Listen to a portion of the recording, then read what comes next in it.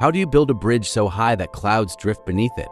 The Beipanjiang Bridge in southwestern China sits 565 meters above the Beipan River, taller than the Empire State Building. But the height isn't even the most impressive thing. What's impressive is that this bridge, on paper, should never have been possible to build. Two mountain peaks separated by hundreds of meters, a gorge so deep that every solution engineers considered simply failed. No place for giant cranes, no way to build from the bottom up. By the end of this video, you'll understand how they built a bridge where nothing could support it from below. The Beipanjiang Bridge sits on the border between Guizhou and Yunnan in southwestern China, where millions of years of erosion carved towering limestone peaks separated by deep gorges.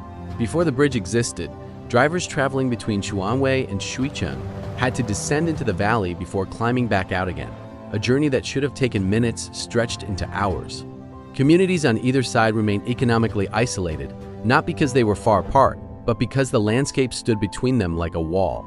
At the time, China was rapidly expanding its expressway network, but the Beipan River Gorge remained unsolved.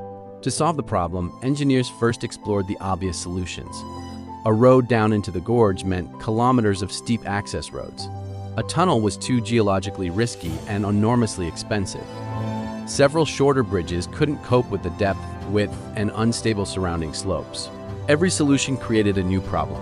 Eventually, one conclusion became impossible to ignore. The most practical solution was also the most extreme.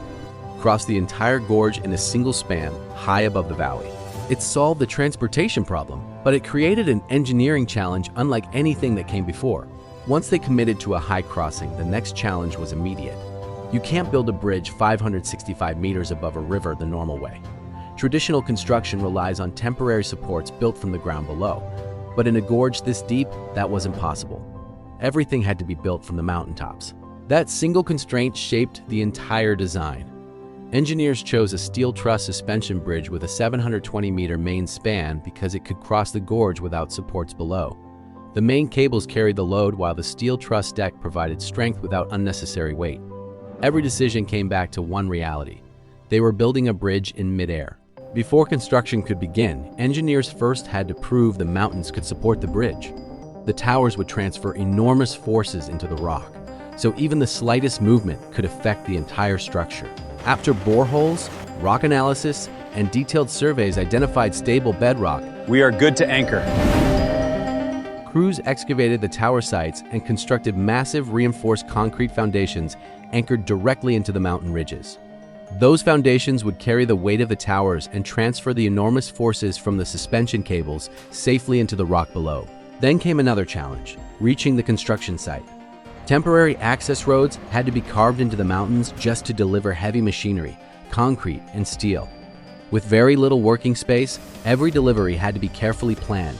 Only then could construction finally begin. The bridge hadn't even started yet, and the logistical operation was already enormous. With the foundations complete and construction materials finally reaching the mountaintops, work on the bridge itself could finally begin. The first structures to rise were the two suspension towers. Each tower climbed more than 260 meters above its foundation, roughly the height of an 85-story building.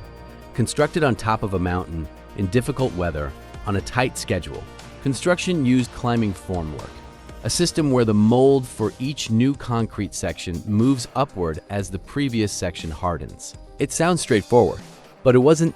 But mountain conditions made the job far from simple. High winds and constantly changing temperatures meant engineers had to monitor the towers continuously. Even a tiny misalignment near the base would become much larger by the time the tower reached full height. After months of careful construction, the towers finally stood above the clouds. Now came the most technically demanding stage of the entire project. Stringing cables across a 720-meter gap, hundreds of meters above the river, was one of the most technically demanding stages of the entire project. It started with lightweight pilot lines stretched across the gorge. Those were gradually replaced with stronger cables until they could support the full cable installation. Then came thousands of individual high-strength steel wires. Alone, each wire carried only a fraction of the load. Together, they formed the massive main cables that would support the entire bridge. Precision was everything. Even small temperature changes could alter the length of the cables, so engineers constantly monitored their position, sag, and tension to ensure the finished bridge matched its intended design. Every measurement, every adjustment, carried out hundreds of meters above the valley floor. With the cables in place, workers attached vertical suspenders, the hangers that would eventually hold the roadway. And then came the moment that still seems almost impossible to visualize: assembling a highway in midair. There was no platform, no ground beneath them. Large steel truss segments were transported to the site, lifted into position using specialized equipment, and connected to the hangars one by one. Construction advanced outward from both sides of the gorge simultaneously, always balanced, always symmetrical. This wasn't just a safety concern, it was structural. Uneven loading could introduce dangerous stresses into the cables and towers. Every segment added on one side required a matching segment on the other. Engineers tracked the position of every component using surveying technology, compensating in real time for the way the structure shifted as weight was added. And here's something that sounds counterintuitive. The bridge wasn't built straight.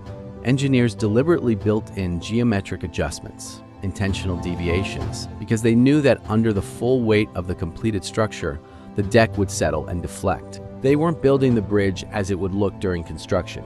They were building the bridge as it would look when finished. After years of construction, on September 10, 2016, the final deck segment locked the two halves of the bridge together, completing the bridge's 1,341 meter high above the Beipan River. Construction began in 2011 and took about 5 years to complete at a cost of roughly 144 million United States dollars. It's a moment that bridge engineers call closure. And for this project, it carried weight beyond the technical. Two mountain ridges that had been separated for all of human history were now connected by a continuous road surface. A gorge that had forced hours of detour for generations could now be crossed in minutes. But even after the last steel truss section was in place, the bridge was still far from finished. The massive steel framework formed the skeleton of the structure, not the highway itself. Engineers next installed a reinforced concrete deck across the steel trusses, creating a rigid surface capable of distributing the weight of thousands of vehicles. A waterproofing layer was then applied to protect the concrete from rain and moisture before multiple layers of asphalt pavement were laid to form the 4-lane expressway. With the roadway complete, crews installed expansion joints at both ends of the bridge, allowing the deck to safely expand and contract as temperatures changed throughout the year. Crash barriers, drainage systems, lighting, road markings, and other safety equipment followed, transforming a bare steel structure into a fully operational highway. Every component had to meet strict quality standards because repairs at this height would be extraordinarily difficult. Now the bridge was ready. But before a single vehicle was allowed to cross, engineers had one final job: proving the bridge was as safe in reality as it was on paper. The completed bridge underwent extensive commissioning, including detailed inspections, structural monitoring, and both static and dynamic load tests. Heavy trucks were positioned and driven across the bridge while engineers measured how the deck, cables, and towers responded under controlled loads, comparing every result with their design calculations. Only after the bridge met all safety and performance requirements was it officially opened to traffic on December 29, 2016, becoming the world's highest bridge by deck height. Today, when night falls, the bridge glows above the gorge like a ribbon of light between two mountains, a reminder that sometimes the greatest engineering achievement is making the impossible look effortless.